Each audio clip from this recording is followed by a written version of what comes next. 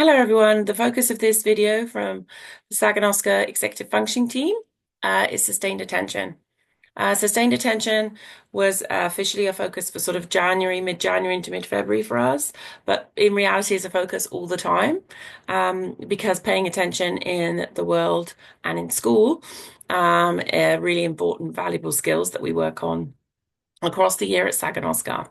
Whether our students have an additional diagnosis of ADHD, attention deficit hyperactivity disorder, and they struggle to pay attention because of that, or because of their LD, or just because it's challenging for all of us in the world we live in.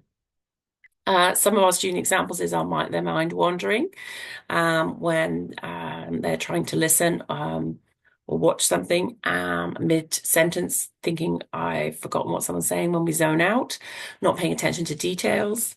Examples that you might find in your life is when you're struggling to pay attention to a conversation or to your child, or you're doing a task and suddenly think, I zoned out completely and what happened?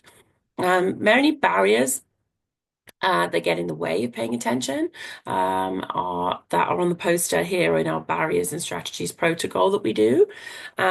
Students would identify things that are kind of grouped, I would say, under physical reasons. So maybe I'm tired, I'm hungry, I need to move my body. Maybe I'm thirsty. So strategies for those sort of barriers are to try and meet all those physical needs so that you can be ready to learn.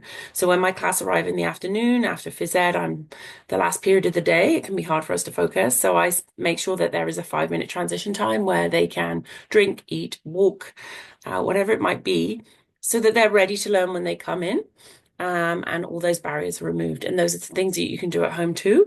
If, for example, they're setting up to study or do some homework, or that you need them to pay attention to a conversation or a task, you can ensure that kind of, have we met all the physical needs first? Another set of barriers may be around distractions. So what actually draws our attention out and somewhere else? They could be visual things we see, they could be things we hear.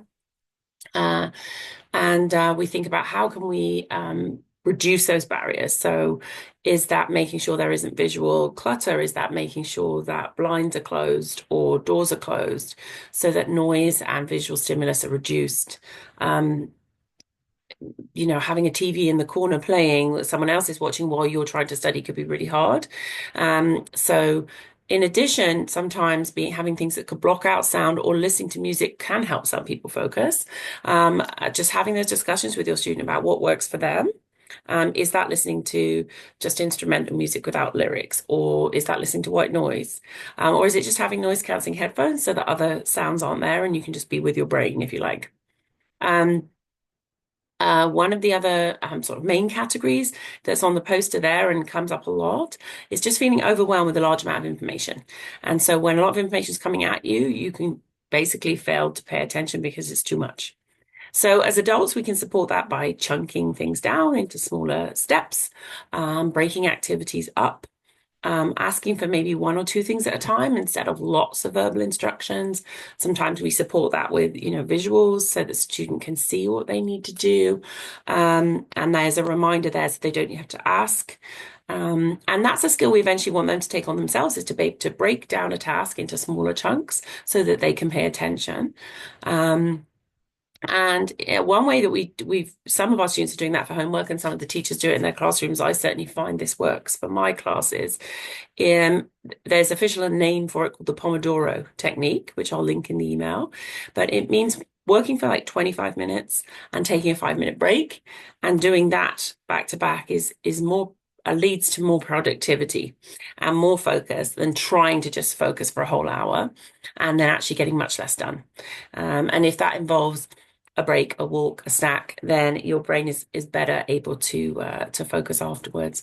So those are some strategies that you can put in place or support your students with at home as well.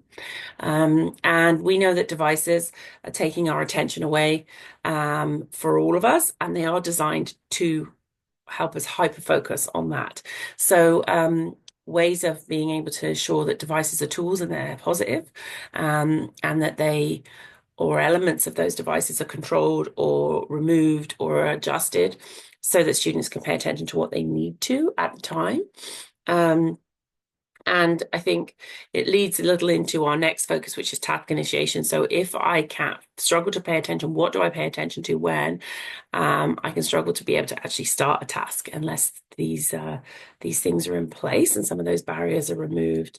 There are a couple of resources that I will link in the email too. There's two books here that I use. One is for slightly younger students, one's for teens and adults. And the concept is My Brain Needs Glasses. So the idea of when we can't see, we help ourselves focus by wearing glasses. So this assists with me focusing on smaller print or something. But the idea that your brain needs glasses is the idea that these strategies we put in place allows us to focus and see more clearly. So some of the strategies we've talked about are ways of assisting our brain to focus, and our brain needs glasses.